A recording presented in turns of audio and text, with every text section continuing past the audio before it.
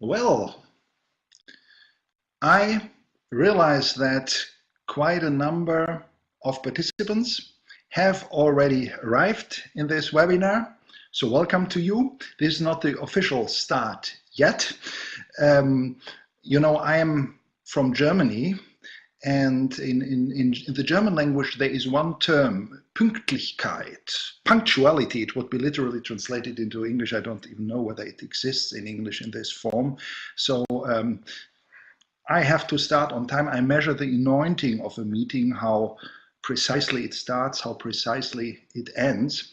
Other people would use other standards for measuring anointing.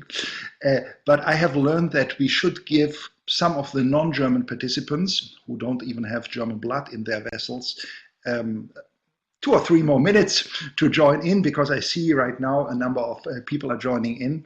And rather than using this time before we start officially to just kill the time by useless words, let me suggest that I invite you to a small guided tour through my office, just a 2 or 3 minutes tour. Let's just try.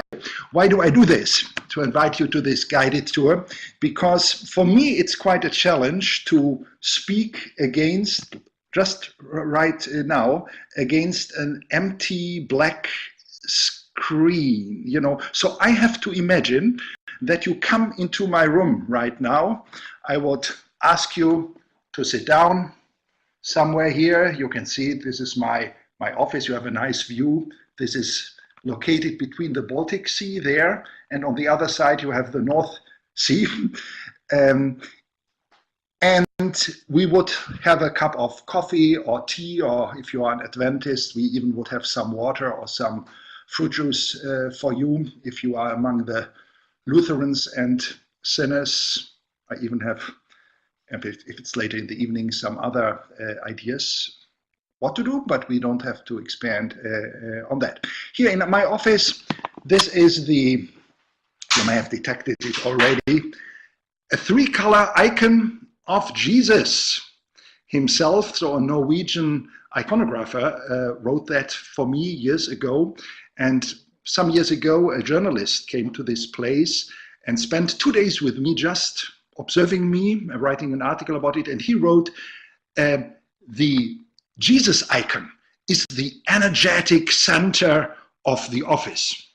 It's not really my language, energetic center, but Jesus' energy as the center of an office, it's not the worst thing. Anyway, we have here, you see here, a lot of books, including all of this. What you see here are NCD books that have been published in the last 20 years. This white book in a number of languages. But what for me is, at least presently, the most important department, this is the Bible-related books that I have in my office. I don't know whether this is visible. And I spend, especially in the last 5 years, about 30–40% of my time with this kind of research. And I will share a little bit about this because it has something to do with our theme. I hope you are still connected. This is a neighbor room with a lot of my notes from research, from book studying and so on that I have placed here. You see here, oops, is it this visible? My jogging shoes. I have actually used them 1 hour ago, even if I may not look like this.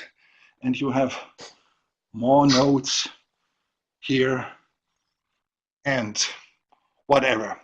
Reminders from traveling. This is Rama from Indonesia. She sends us greetings as well. Some people believe this must be demonic because it's from Indonesia. If Rama is demonic, then Mickey Mouse would be demonic as well. So let's agree both are not demonic. Anyway, this was my short guided tour. There is one rule in this room, and I imagine now you are in this room. I need it, otherwise I couldn't speak to you and with you. There is one rule in this room. As soon as people enter this room, we talk about things that really matter. We don't talk about, you have it sometimes. You meet people and they want to show you how important they are and how valuable, and they have a build a big tower or have a big car or earn a lot of money and all of this. All of this has its place. People can do it, but not in this room. Not in this room. Whenever people do this, you know, the most famous photograph of Albert Einstein, maybe you don't know it, that's good for you. And I don't imitate it right now, but I then look similar to Albert Einstein. And because in this room, we want to talk about things that really matter and not this ridiculous show things where you want to perform better than you actually are. Well, give me 10 seconds now. I will disappear quickly, reconnect, then I have my headset on. I will stop with all jokes. I will look very formal, very German, as you expect it to be. And we will start right with our webinar.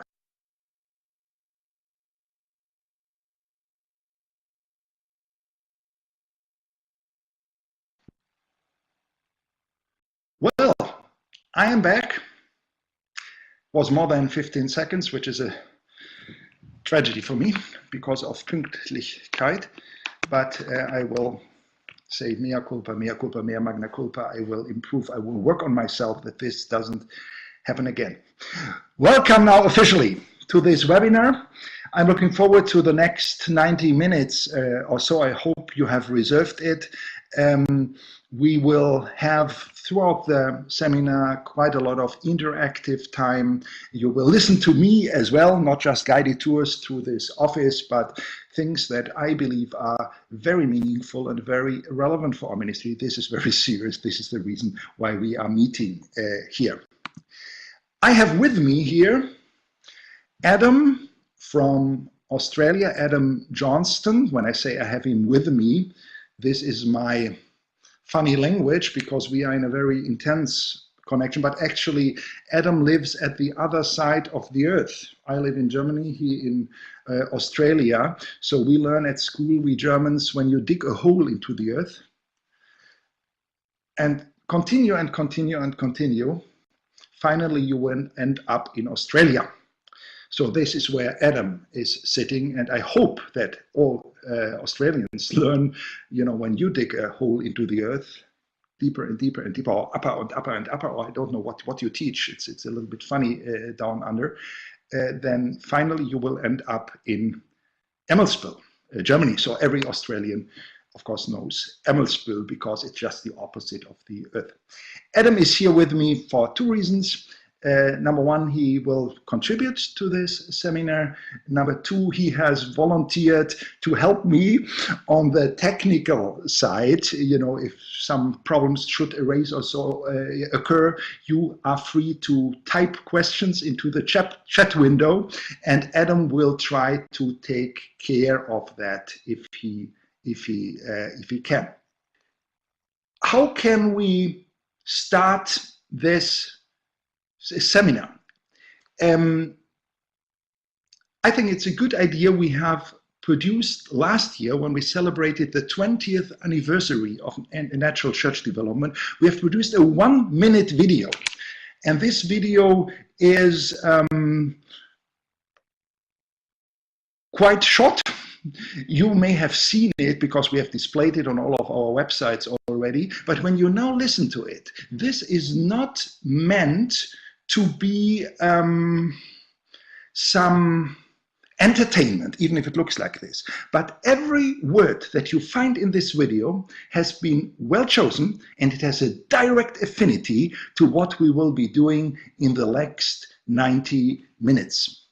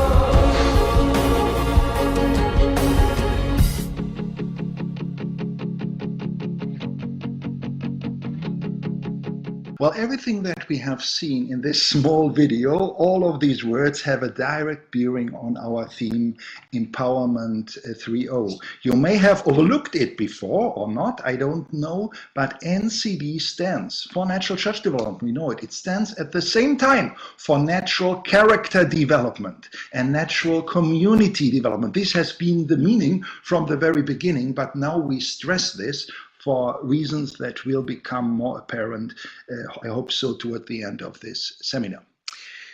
Let me start with sharing some confusing observations with you. And we will speak about this, how far this relates to your own experiences. What we experience in Christianity right now, worldwide, in Western and non-Western countries at the same time, is a dramatic shift in participation patterns. Let me try to explain what I mean. You see here the situation until, let's say, 10 years ago.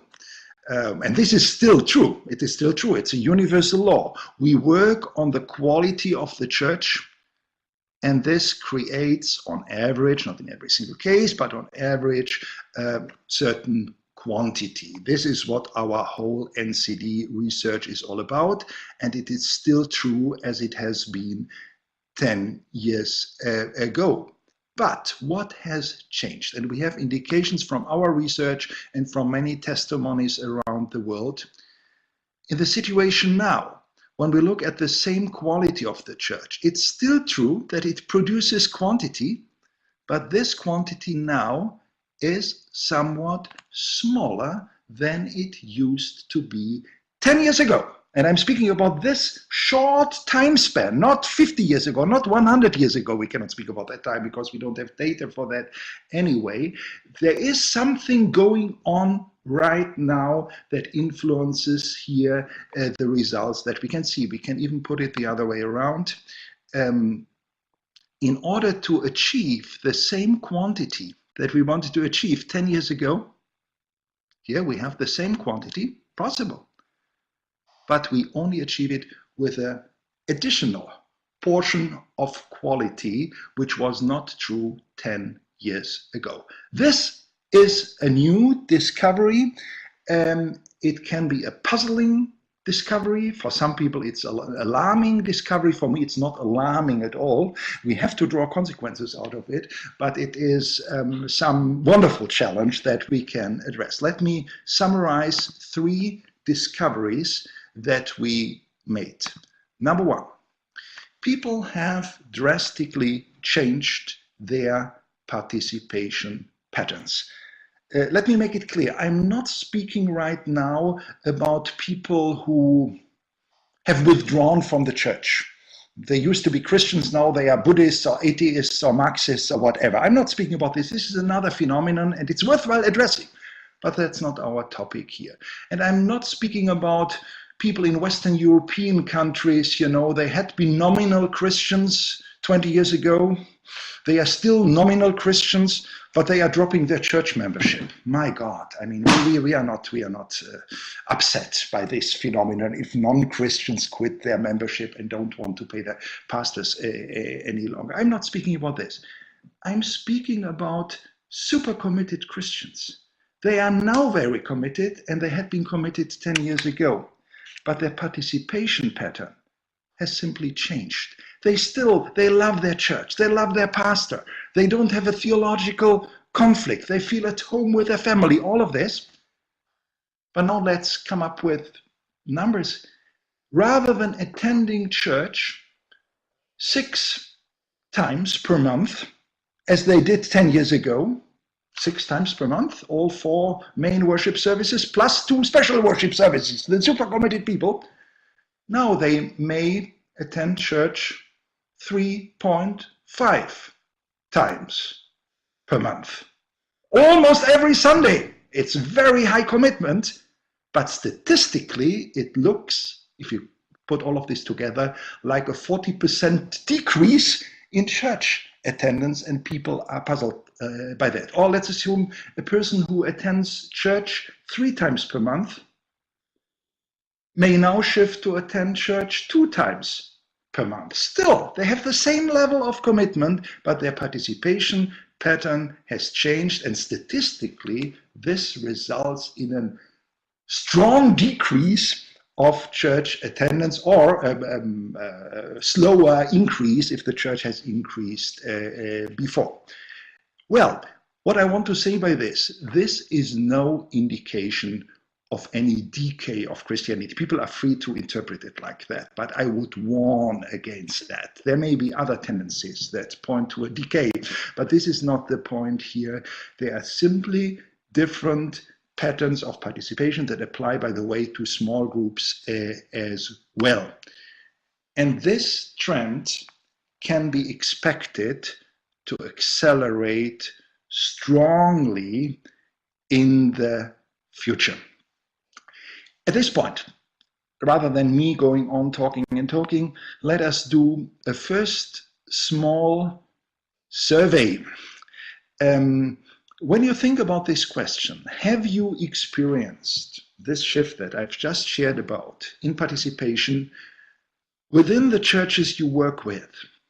You are responsible for, maybe as leaders yourself, maybe as coach, whatever. Could you sense anything in this direction, that with the same quality, there is less, slightly less, maybe slightly less numerical growth than before? Then answer yes. If you say, no, I don't experience anything like this, please answer no. Or when you say what Christian tells me, it doesn't make any sense to me, I don't know what he's speaking about, you can click not sure. Let me go to the survey, participation shift. Well, here you have the 3 answer options. Please answer yes or no. Don't answer not sure, then I believe it's my communication that goes wrong. Yes would mean we can agree to this. No, we don't see it. Or not sure. The survey is going on. I see the incoming results. I wait a few more seconds because some people still press the button before I display it. Now I will present the results. I hope it works well. Well, wow, I wanted to say only 6% said, I'm not sure what Christian is speaking about, and his German accent is so funny that we have difficulty understanding him anyway. 6% said, no, we can't see it, but 87% would say, yes, this is actually what we are experiencing. I can tell you, I could do this poll all over the world, in African countries. Churches are still growing, but a little bit slower than they did before. In the midst of Eastern European countries, in Western European countries, in Asia, it is about the same impression. Let's have a small time of sharing. Now we come to the limitations of this webinar format, of course. Sharing, where if you sat around the table, we would already be in a discussion and put the things on the table and maybe even fight about it or pray or whatever. How can we do it here? I open the chat window, and I would like to invite you that you simply write down in one sentence, some of you, whoever wants that, some observations concerning this topic. Maybe you write, yes, it applies to the youth work, but not really to the elderly people. We cannot see it there. Maybe this is your observation. Or whatever it is, any comment, type it into the chat window right now, and we may comment on some of them, but at least we see what your specific situation is. Well, we get a statement. We wait for some statements to occur before I comment on that. I found the same. The first one was written by Father Jonathan Ivanov. He is the Orthodox representative of Natural Church Development. And he wrote, I find participation is directly tied to teaching and catechesis. Okay. John writes, the focus of Christianity has struggled to get beyond self-interest. Well, now a lot of statements come in. I have to move up. Let me look where we should. Some people are meeting in informal settings, not informal Sunday morning services, not relevant to them anymore. So they meet, they have a need to meet with others, but they don't see the formal Sunday morning service as the place to meet. Susan writes, yes, especially with children and young families and millennials. Okay. Michael Finch, people have a feeling that they have time constraints. Okay, that applied earlier as well, but you made it relevant here. There are so many other options on Sunday mornings. People are busier. Some go to other churches once a while. Yes, that has increased. That has increased. Loyalty to your denomination is not that strong a value any longer. We may see it positively or negatively, you know. Ask me whether I see it more positively or negatively. I have my opinion about it. Some people may have different opinions. We are just now speaking about descriptive things before we interpret it.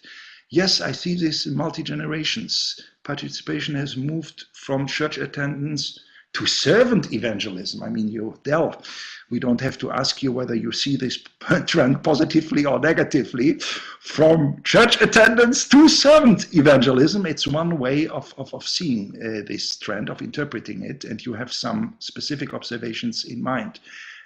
Churches in Orlando, it goes on a lot of comments. Gary, nominal Christians are not willing to participate in regular worship service or small groups today as they were 10 years ago. Good point. You know, I'm a European. Nominal Christians don't want to do it any longer. Is this such a problem? You know, more people attending sport games. Okay, let's, for the time being, stop here, gathering of the observations. Behind these observations is some deeper rooted paradigm that I would like to call the shift to Christianity 3.0. When we speak about Christianity 3.0, you can imagine that we distinguish in our ministry between Christianity 1.0, 2.0, 3.0, and presently we experience the shift from 2.0 to 3.0 as a worldwide phenomenon. What do I mean by this? Christianity 1.0, in our terminology, has been the time of origination and formation. It started with Jesus and the disciples and covered the early church.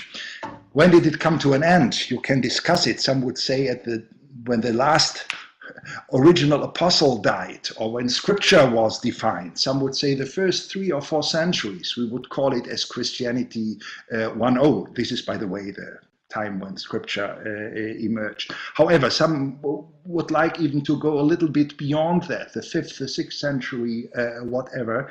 But for all of us, this is a time that has some normative meaning for us today. That was not an ideal time of Christianity, full of problems. In some areas, a terrible situation. You know, the spirit of listening to each other and learning from one another. I wouldn't have liked to live in that time. We know we have made progress in that areas. But nevertheless, this was a time where normatively it was defined what Christianity is all about. Christianity 2.0. I've chosen the 2 words institutionalization and segmentation, and I don't mean them as negative terms. For most people, they sound negatively. I don't mean it like this, purely descriptive terms. These 2 terms explain the enormous success, the unparalleled success of Christianity in terms of numerical growth, making it from 0 to the largest religion on this planet, building institutions, stable institutions, and multiplying these institutions. This is meant by segmentation. We may suffer from that, but we have to see this is what made Christianity an enormous success story. When did Christianity 2.0 come to an end? Or when does it come to an end? People may have different opinions. Some would say maybe in the 60s of last century, or maybe right now, this happens, this change. Or maybe, no, we are still in Christianity 2.0, but it may happen maybe in 5 years, in 10 years, but very soon we can sense it. So what do I mean by Christianity 3.0? It's more tricky to find a fitting term here because it has just started. So maybe it will be the time of the death of Christianity or the greatest revival ever. We simply don't know it. So as descriptive terms, I have chosen terms that describe simply the context. And the context is defined by new ways of defining our identity, both in relationship to ourselves and to other people. Of course, this has a lot to do with technical information age features that are available and that have started to change the functioning of our brains. So the challenge, this is my point, for moving into Christianity 3.0, whether we like it or not, is to reactivate some core insights of Christianity 1.0 for the challenges of our time. In this process, I personally have learned a lot from Dietrich Bonhoeffer. Probably most people are familiar, at least with his name, that he was a resistance fighter and he died in 1945. He died is a euphemism, you know, he was killed, he was murdered, he was executed by the Nazi because he was afflicted or contributed to attempts to kill the German Chancellor Adolf Hitler. And his writings have shaped me strongly, even when I was a young believer at 17 years of age. He has written in especially one letter to his godson, to his baptism, where he speaks about the church of the future. And these are truly prophetic words that are not just meant for his godson, but for all of us. Because here in 1945 he writes, I will not experience that time, because he knew that he would die soon. But there will be a time where a new form of Christianity will emerge, and he speaks about that. What I have brought with me, or I have prepared, is a small excerpt from a Bonhoeffer video. The context of this scene is the following. Bonhoeffer was in prison and he was put into a truck and transported to Flossenbürg, his final destination, where he was executed a day after the scene that we will see. And the truck stopped in front of a church. The church was destroyed both by the war and by the Nazis. And Bonhoeffer was surrounded by fellow prisoners. There were communists and atheists and agnostics, even ordinary criminals were among them. And then in this movie scene, Bonhoeffer delivers a small sermon to these atheists. Historically, this scene probably has never taken place like this.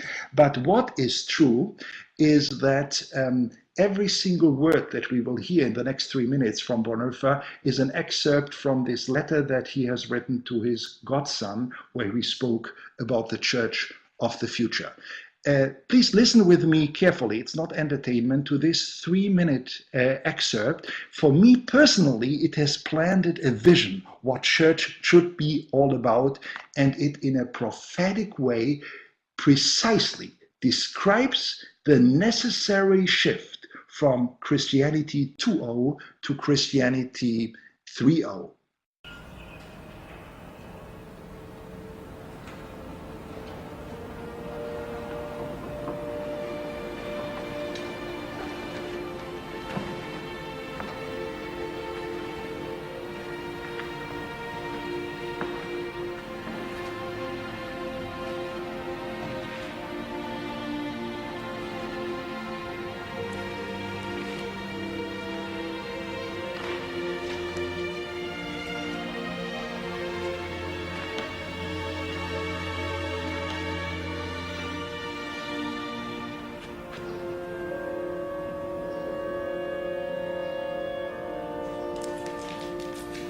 Since it's Sunday, Padre, how about a word or two? We must be pagans and heathens, but I'm sure no one will mind. And at least one atheist. Don't mind me. Well, that's the point, Corinne. I do.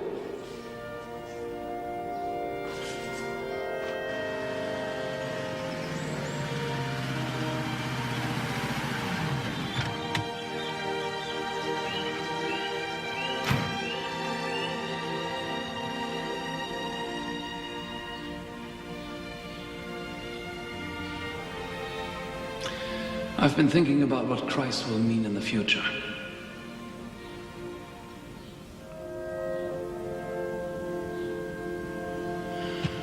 We'll need a new form of Christianity in a time when the world has come of age.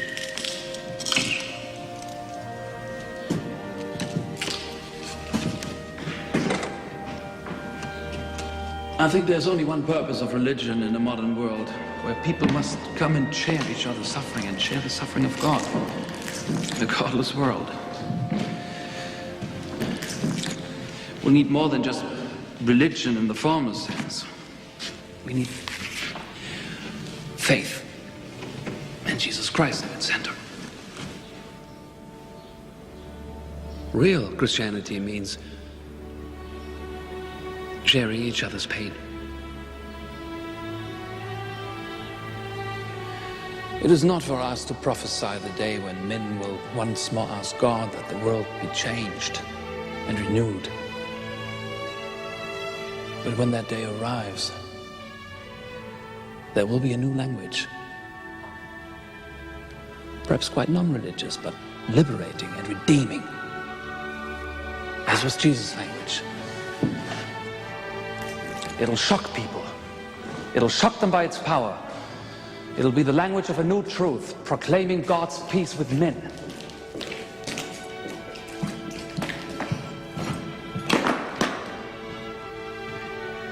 Dietrich Bonhoeffer, you're to go with this man. Where are you taking me? Flossenburg.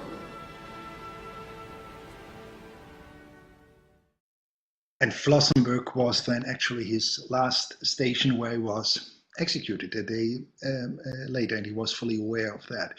There is a nice anecdote, I could say, what happened on this truck ride just a few hours before Bonhoeffer and the other prisoners were killed. One of the fellow prisoners was Vasily Gagarin. You have seen it in the film, the atheist, among them. Gagarin was the nephew of Molotov. Molotov, you only may know him from Molotov cocktails, there it comes from, but he was prime minister of the Soviet Union at that time, several times actually. And anyway, so Bonhoeffer and Gagarin got friends, and then in the last few hours of their lives, Dietrich said, Vasily, I would like to learn a little bit Russian. Can you teach me Russian? He was very good in languages, so he was honestly interested in learning Russian from this communist. That was his chance. And then Gagarin said, but then in retrospect, you have to tell me about your field of expertise, Dietrich. You have to tell me about God. And that is what happened. So in the last few hours of their lives, Dietrich learned a little bit Russian. Gagarin got more familiar with God. So when both of them were executed the next day, something decisive had happened. Why do I share about this? Not as an anecdote, because this scene has a lot to do with the topic that we are discussing here, Empowerment 3.0.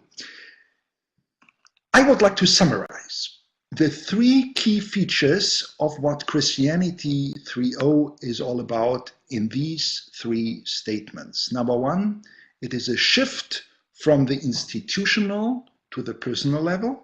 I'm not saying whether I find it good or bad, nothing like this, just objectively, people are increasingly more skeptical towards institutions, but they value authentic, honest, personal relationships.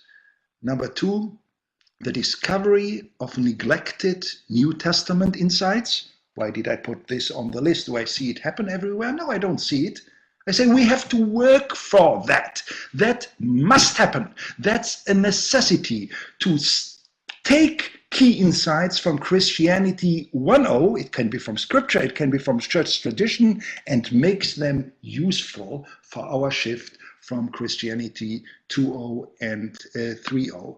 And number 3, a new concept of empowerment based on points 1 and 2. And this is at the same time the structure of our small webinar here. We want to deal with every single of these 3 points because they are core insights behind it.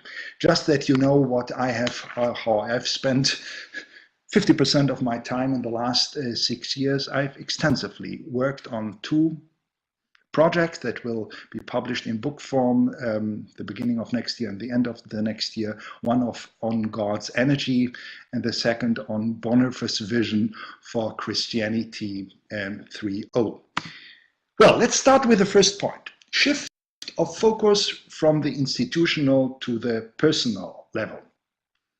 Adam Johnston, I have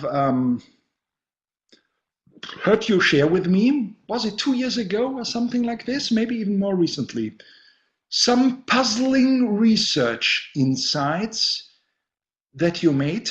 The others have to be aware, you know, Adam is on the team of NCD International, and we have access to the data of all 70,000 churches that have done the survey so far.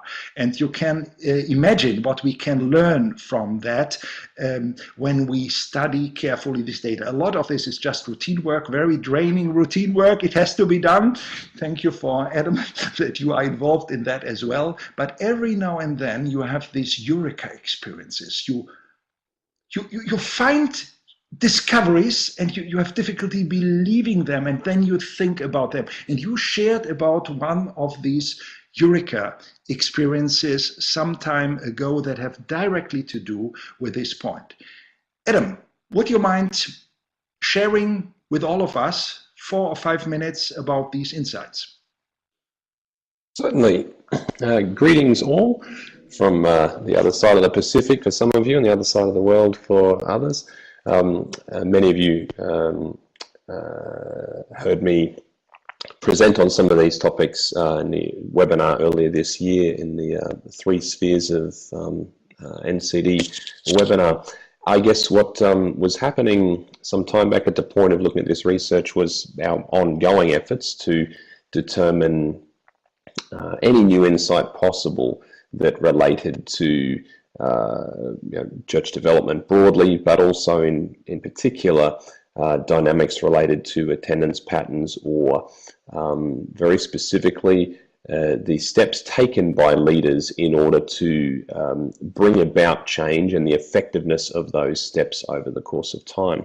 And so essentially what we were looking at for the first time was this idea of the institutional, organizational, corporate kind of response to a church's NCD survey results versus their personal response dealing with issues of discipleship, etc. We'd never broken that down before, and so we're very interested to see something of simply whether there was a noticeable difference in the way that leaders responded to their results.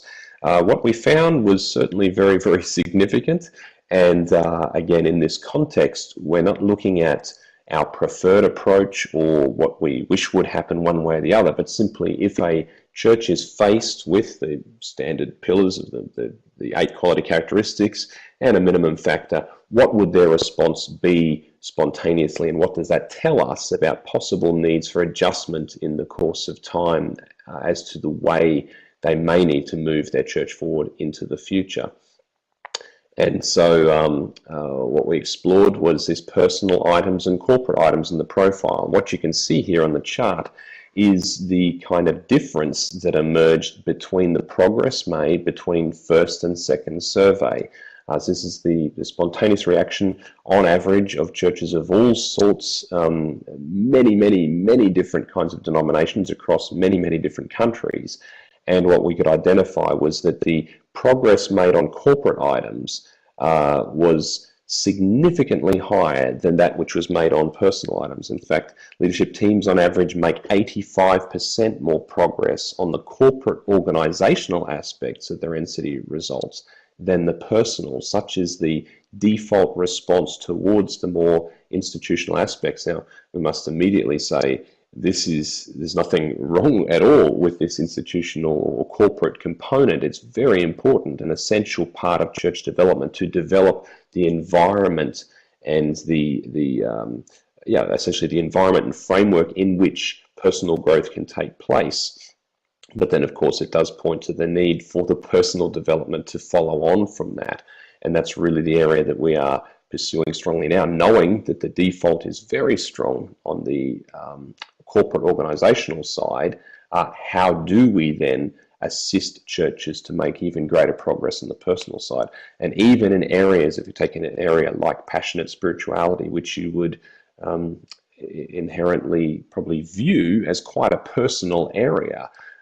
Yes, you can organize things related to prayer, but for the most part, it's quite an intimate personal area. Even in an area like that, the difference was even larger. So by default, church leaders would make 124% more progress on organizational aspects of personal, passionate spirituality than what they would on personal aspects. So these are really very, very significant differences in the default actions of leaders, and something of great interest in this current topic of exploring what it means for us to empower people in churches in this next phase in Christian history. So that's a little background Adam, of what we discovered. Let me deliberately put it into a provocative statement, and you have to shortly comment on that, whether you agree or not. Until 10 years ago, I would have said, and I heard me saying this, we can make progress in our personal lives, in our hearts, in our heads. All of this is possible. But to change an institution, that is very difficult, if not impossible. In light of this research, we have to say just the opposite holds true. We can change an institution to the positive. From the 70,000 churches, maybe 30,000 have experienced just that. But changing the hearts and heads of people, that is the real challenge. Would you agree? Yes, absolutely. I mean, it's fascinating to look at some of the cliches of church development history, where people will share war stories about the challenges of having the church carpet change from blue to green, or various things that required multiple votes and decisions, or changing the worship time, and the great pain and turmoil associated with those things.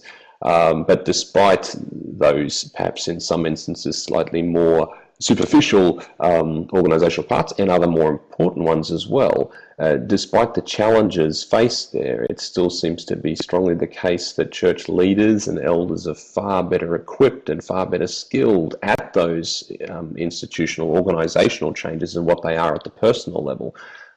So it's very clear in the picture now that we have a very large target to aim for in terms of bringing balance to all that is necessary for long-term healthy church development to take place. Let us at this place shift to another small survey, just simply to see how it connects, to a group that is resembled in this virtual room. And I still imagine you are sitting around my glass table here. Think about the following question. When trying to make progress in church development, most churches in my area of responsibility focus on organizational responses. Again, what Adam said, that's not wrong, that's necessary and good. And we can see the effect of that, even in terms of numerical growth, nothing wrong in that. They focus, first of all, on practical helps for personal growth, or they focus equally, 50% of their energy, let's say, on organizational and personal. Think not in theory about it, but the churches in your area of responsibility that you are ministering to. Well, I see how the diagram develops. very strongly in one direction. We'll wait for maybe 2 or 3 now. We don't have more answers. I can present the results. Here we have it, and I see it now myself for the first time. 2/3 say the priority is on organizational responses. Another group, it's a considerable minority, that says primarily on helps for personal growth. Wonderful, wonderful as well. Again, it's not an either-or question at all. One thing that Adam did not share about, because I didn't give him enough time to do that, maybe next time I should, is this procedure to focus on the organizational level seems to be ideal for the first survey, because there are open doors for that. But if people continue with that in the second survey, in the third survey, still focusing on the organizational thing and neglecting the personal, they run into problems. So the very same things that did work in the first phase do not work any longer in the other phases. We have to focus on the personal level. Let's move from here to the second point of our webinar, the discovery of neglected New Testament insights. Some of you will probably already have a guess what I will share about. I personally have dealt in the last 6-8 years a lot with a New Testament, a key New Testament concept, a prominent New Testament concept, one of the pillars of New Testament teaching in the Greek New Testament. That is the teaching around God's energy. We have it as a noun. The term in Greek is energeia or energema. Energema literally meaning the results of the energy. We have it as an adjective, energy-filled, energes, and we have it as a verb, to energize, energeo. And it's not even quantitatively, not a side issue in the New Testament. We have the noun 10 times, we have the adjective 3 times, and we have the verb 21 times. What is the reason that we are not familiar with this? You know from NCD books, the last 3 published NCD books, all of them deal with the energies. The 3 colors of community makes it really the core without giving the biblical and theological background. And the all by itself pathway speaks strongly about that. And the new edition of the gift book, the 3 colors of ministry, as well. But up to now, we never presented the background of this neglected New Testament teaching in context. What I would like to do with you now is not going through all of these 34 instances. That could be very... No, it wouldn't be boring, but it would not boring at all. It would be fascinating, but we would need a whole weekend or a whole week to do all of that. I simply want to share with you 6 examples, very shortly, to make it overly clear that these are core New Testament teachings that we in the Western part of Christianity, we can speak what about the Eastern part of Christianity, it's a different picture, are not familiar with it, not at all. Just 6 examples, very shortly. Number 1, Ephesians 4:16, where we read, from whom the whole body being fitly joined together and knit together by that which every joint supplies, and now it comes, according to the, King James translates, effectual working, well, the term is energeia, according to the energy in the measure of every part, makes increase of the body unto the building up of itself in love. When you think about the building up of itself, all by itself in love, and this is produced by the energy in the measure of every part.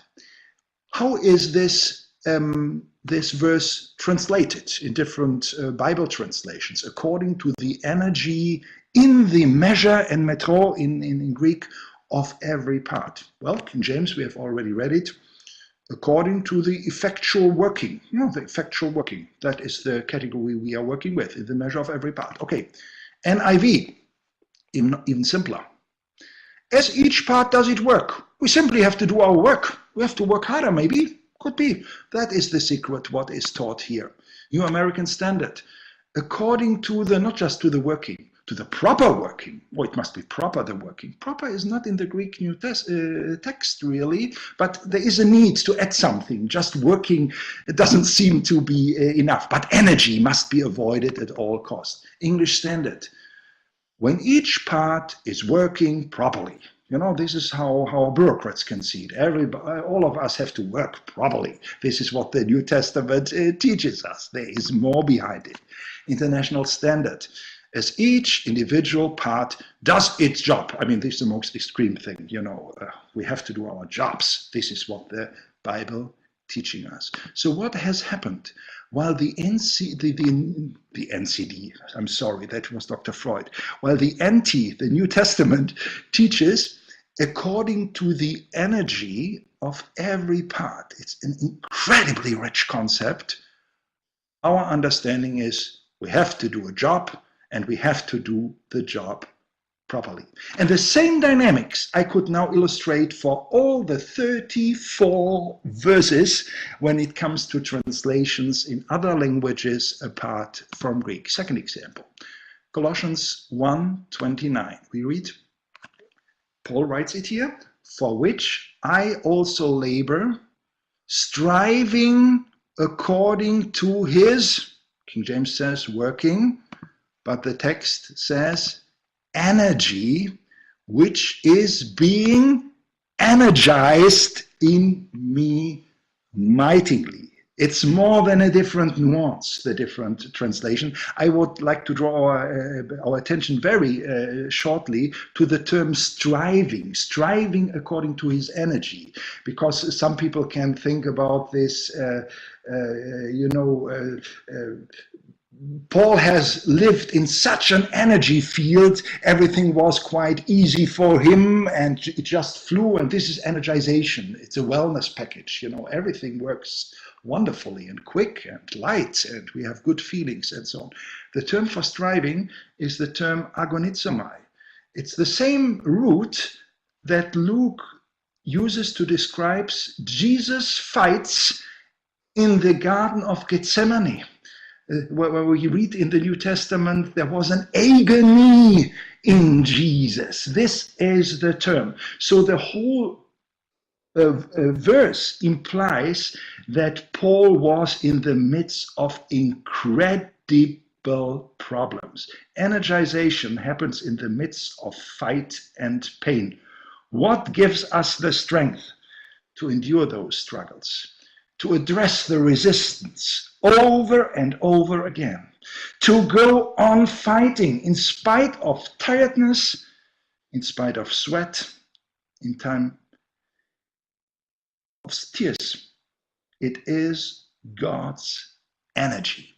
That is what this verse teaches us. 1 Corinthians 12:6, third example. We know this verse, verses 4 to 5 speak about, there are different gifts, but the same Spirit, and there are different ministries or tasks or jobs, however you translate it, offices, but the same Lord. And then it goes on in verse 6, and they are different, I translated it here, effects of energy, energemata, diversities of workings, but it is the same God who energizes all in all. And here it is so interesting when you look at the history of these verses, verses 4 and 5, the gifts and the ministries.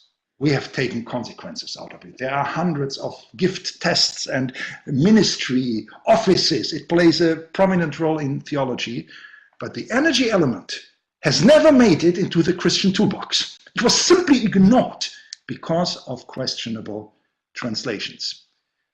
Example 4, 1 Corinthians 16:9. For a great and effective, King James says, energy-filled door is opened unto me, and there are many adversaries.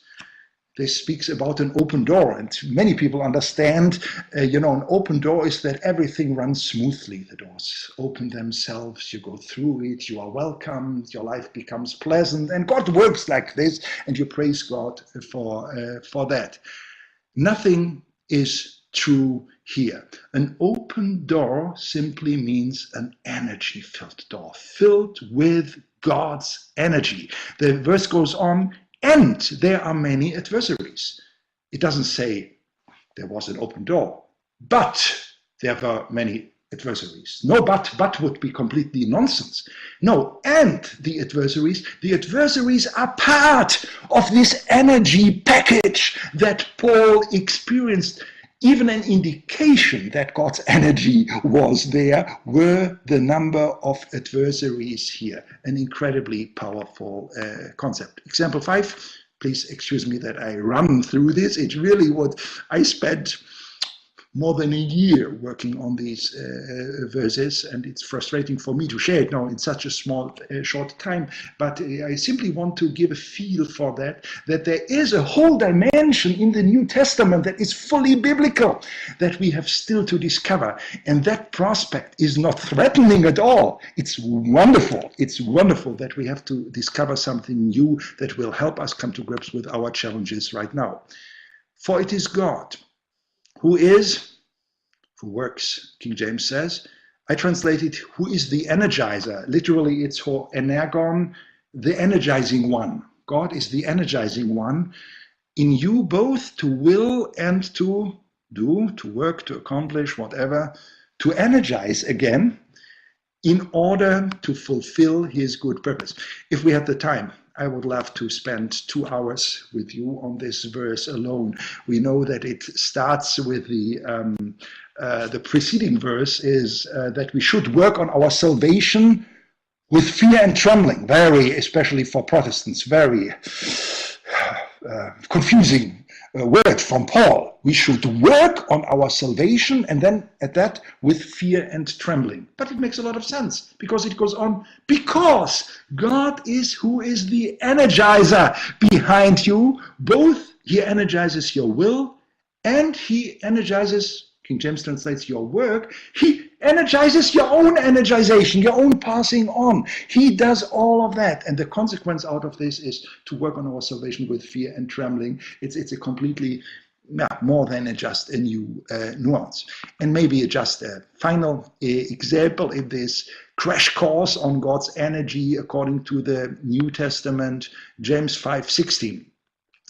We know this verse, confess your faults one to another and pray one for another that you may be healed. And then it goes on, the prayer of the righteous person is powerful when it is energized. We also could translate when it is energizing and energized, energumeni. The effectual fervent prayer avails much, King James translates here. Probably the most stranded translation of this verse stems from Martin Luther. And we just had in 2017, because of the Reformation anniversary, a new updated Luther translation. And still, this translation has been kept, how Luther translated it in 1500 something. He translates it, your prayer is powerful when it is earnest. Earnest is Luther's translation for energized and energizing. So I don't say that this is not an earnest business, but it's a very stranded translation. No wonder when we have all of these translations that we never come to grips with the concept behind it. Well, after this teaching block, a question to you again.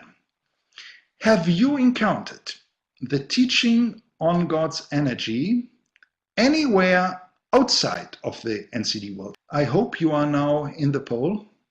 Have you encountered the teaching on God's, yes, it does work, energy anywhere outside of the NCD world? Well, I see how it develops. There are people among us who said yes. Those who type yes, please prepare yourself that I will ask you, where have you found it and seen it? We can stop now this, present the results. You see it here. 20% said yes, we have seen it outside of the NCD world. The overwhelming majority said no, never heard. And this is true for me as well. I have studied all of these verses backwards and forwards and never discovered the energy concept. I just see here a comment in our chat window from Father Jonathan. I have expected this, Father Jonathan, that you said the Orthodox are very familiar with this. And I have to add this very shortly. It would be worthwhile to speak 2 whole full days about that. This is a treasure that the Orthodox Church has kept, and the Western wing of Christianity, which is now the larger one, has completely not even abandoned it. We cannot say ignored it. There was never a decision that this is heresy or what. Never understood it even. And there are many, many backgrounds. If we had time, Father Jonathan, to speak about it, it would be worthwhile considering it. But one of the backgrounds is simply, from a Greek perspective, in the Greek Orthodox tradition, you could not substitute energeia by anything else.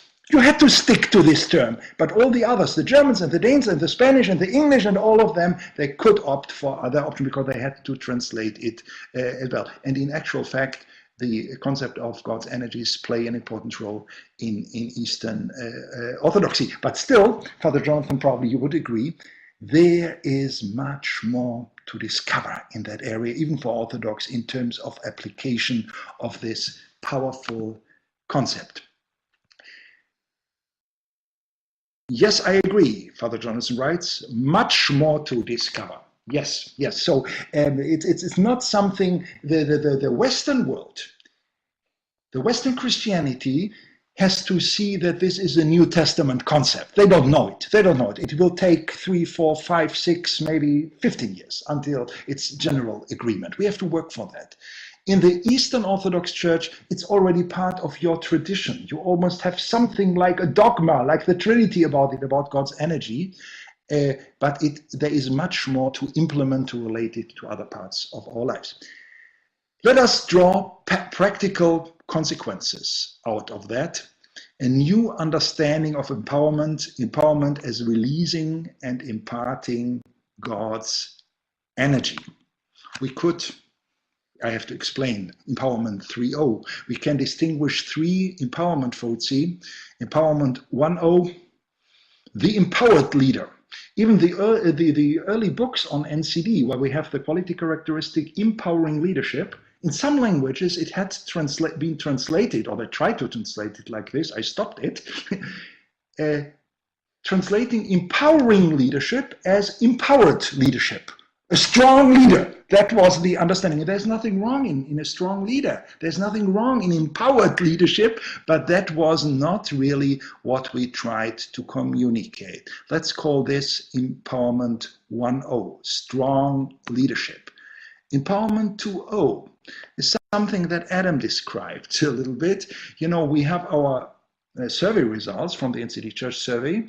Empowering leadership is the minimum factor. We sit around the glass table, similar to the one in my room, maybe elderly men, discuss it, and we ask the question, how can we improve in empowering leadership? How can our structures be effective? And that's a good question, a necessary question to ask. But you speak about a reality that is distant from you. Some Excel spreadsheets, you know, in a business mindset, like a banker's meeting, you could join it and discuss about it. In a way, it has not much to do with what goes on in your own head, in your own heart, and in your own hands. And this is what we have to move into right now. We call it Empowerment 3.0, where we understand empowerment radically in terms of the biblical, the New Testament understanding of energization. How can we get energized in order to energize others? I tried to put it into a small diagram. I have already shared it in an initial webinar at the beginning of this year. When we look at the purely immanent level, immanent, by this I mean what is empirically accessible, what we can measure with the NCD church survey. With the NCD church survey, we cannot measure transcendent realities, just empirical realities.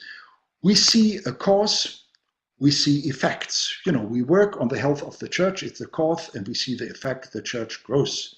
Wonderful. This is what can be seen, it can be proven, and it is right, it is true. But on the transcendent layer, and the transcendent layer is only accessible by faith, by definition, it cannot be proven. It's a representation of our faith system, which does make a difference.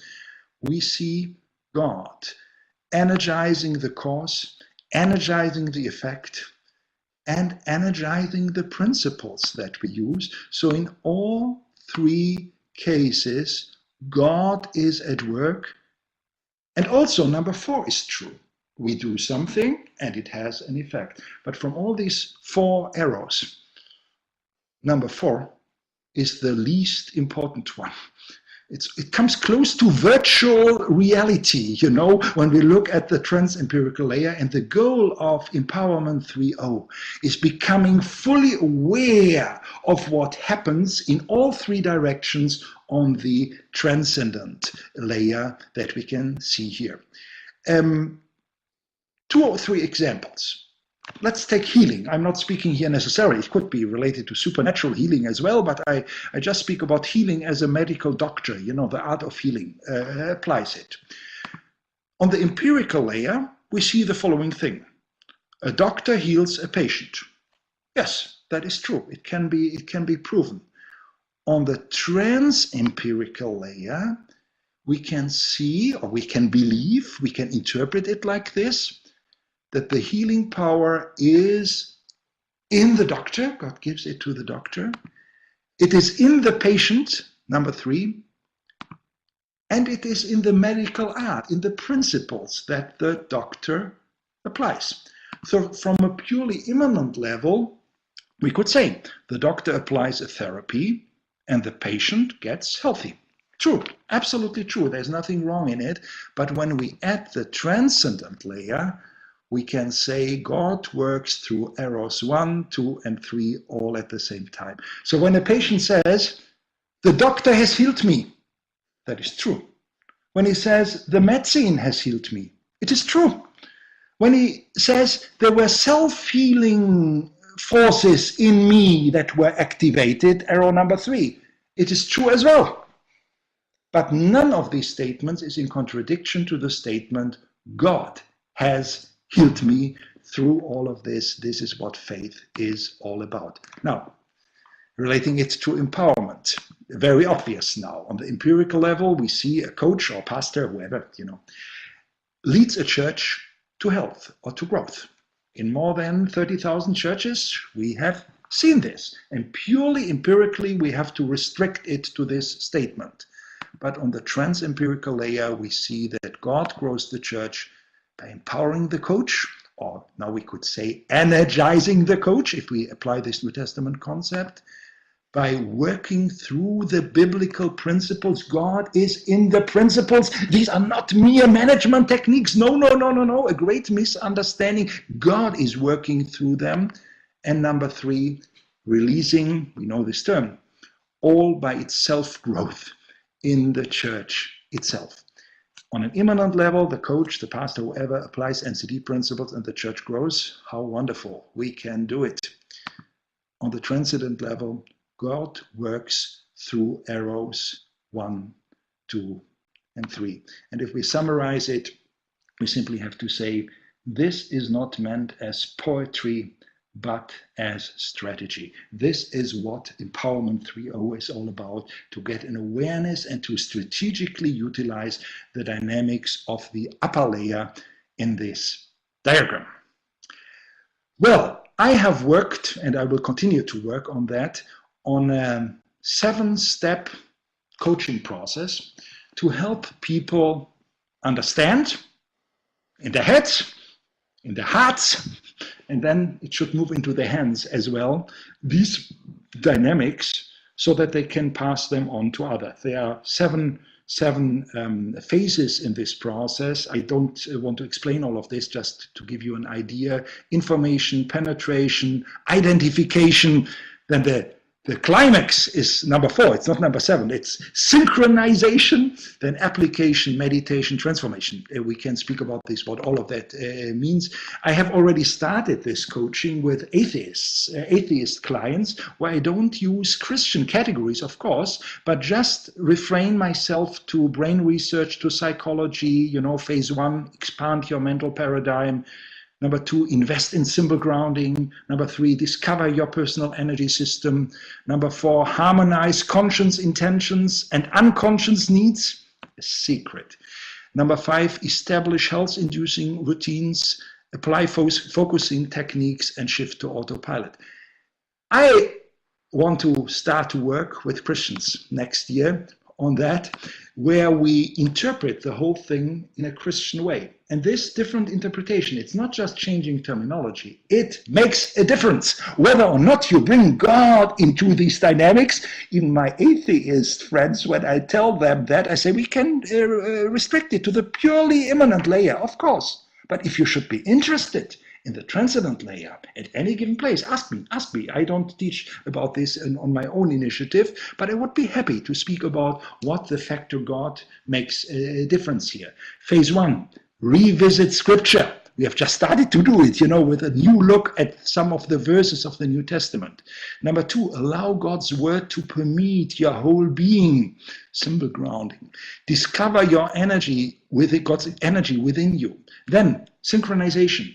Direct your energy to kingdom goals, not just live in line with your energies, but take the energies, direct them on kingdom goals. Develop spiritual disciplines, widen your prayer practice, and experience all by itself growth.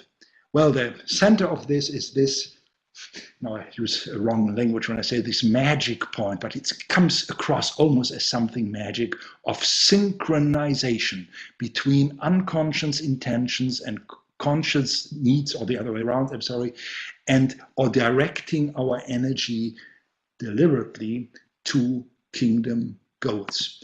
What is the effect of this kind of synchronization? 3 points. Number 1, rather than working with self-discipline alone to achieve a goal, we have to motivate ourselves. It must be done. We experience what I call here goal striving. We are drawn to a certain goal, and as Christians we know what mechanism that is that draws us to its goal. You cannot stop a person any longer. It goes on and on. Number 2, goal shielding. You have decided for a goal and you experience all of a sudden how things in your environment happen that shield this goal, that protect it from attacks from the outside so that it will be achieved. And number 3, for the first time I use probably the term here, all by itself feeling. We have the all by itself principle for many years, but many people say, yeah, that's right, we are working for this. It works. But I would like to experience that all by itself feeling at the same time, that I feel that God does these things and I don't do this. This is an important effect of this process as well.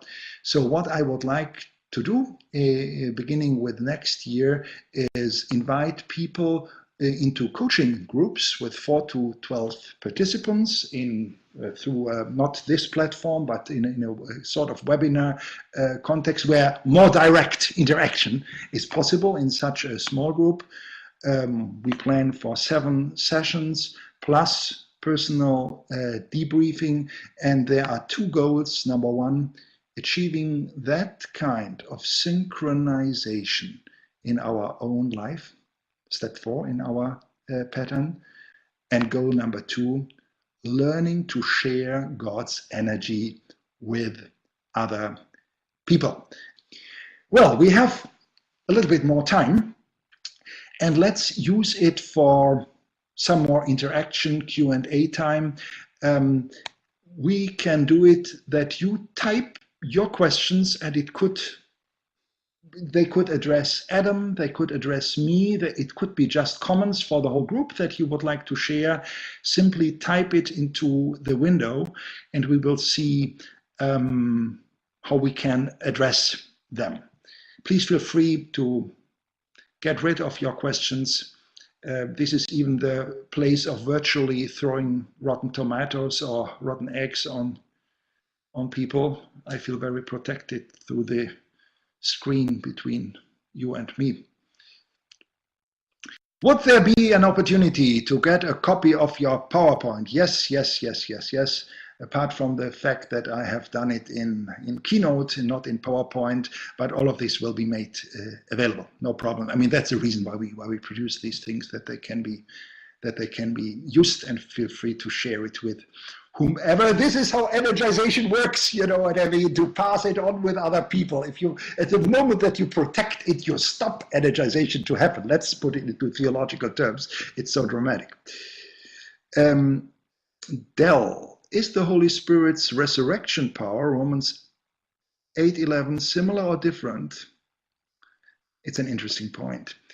There are two direct references in the New Testament where energization is related to the resurrection, where Paul even says it's the same energy that resurrected Jesus, and this energy works in you.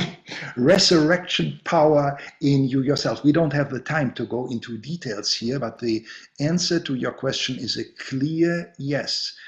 Energy is not just motivational gimmick, you know, motivational seminars to feel well and to feel refreshed, and then, you know, you have this maybe on the esoteric market.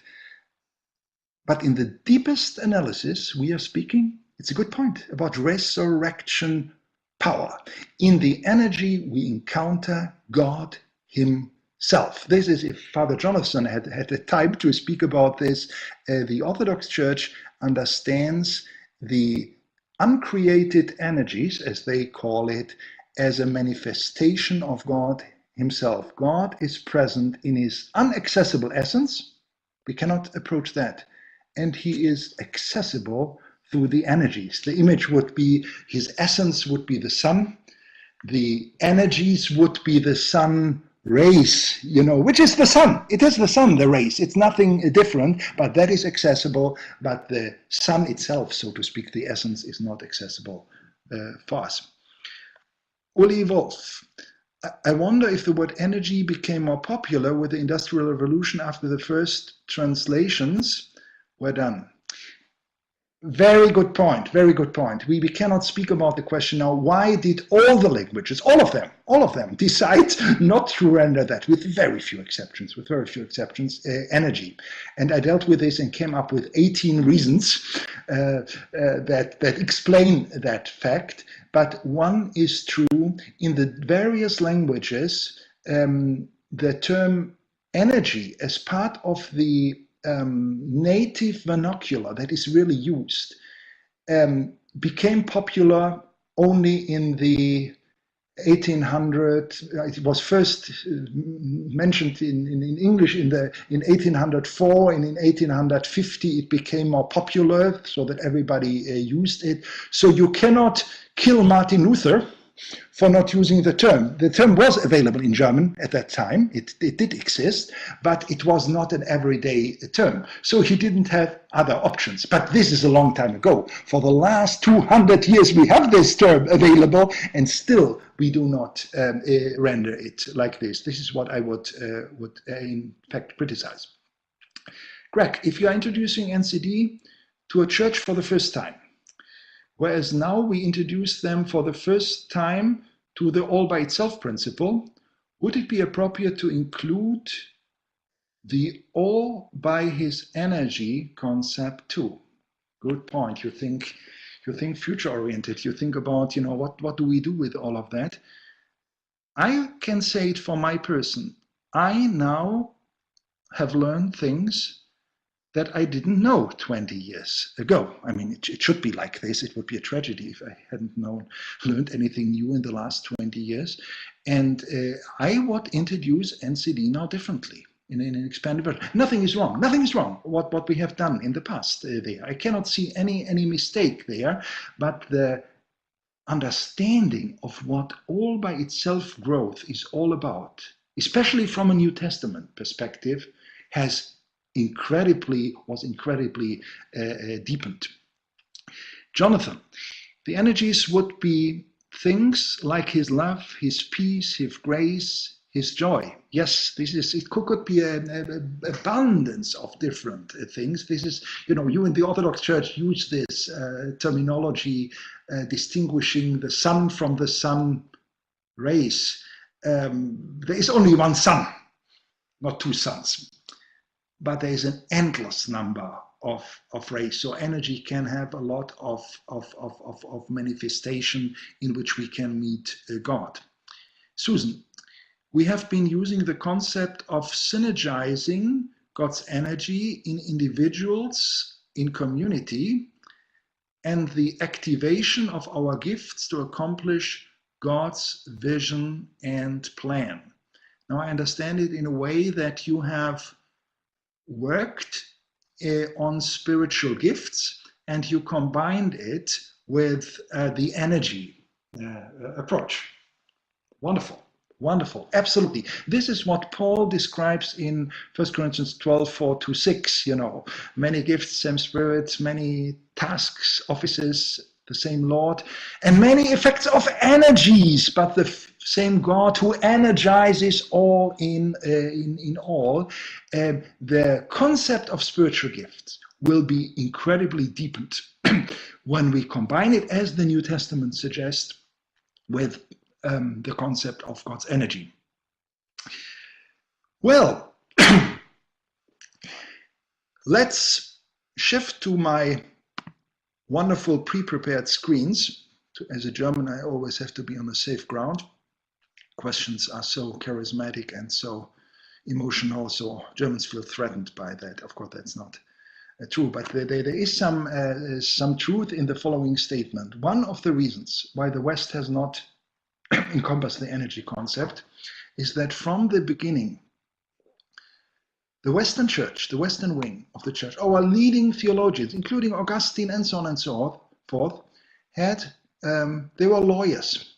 They had a legal education, and they were organizationally oriented, the Church as the organization. Whereas in the East, there was from the beginning the tendency that the leading theologians had their education in rhetorics and the arts. Very different starting point. And when a lawyer approaches a term like energy, he feels a little bit overwhelmed. He has no category to process it. In the East, there were other ways to do it. When I say now, I feel afraid by spontaneity and asking questions. So of course, I mean the difference.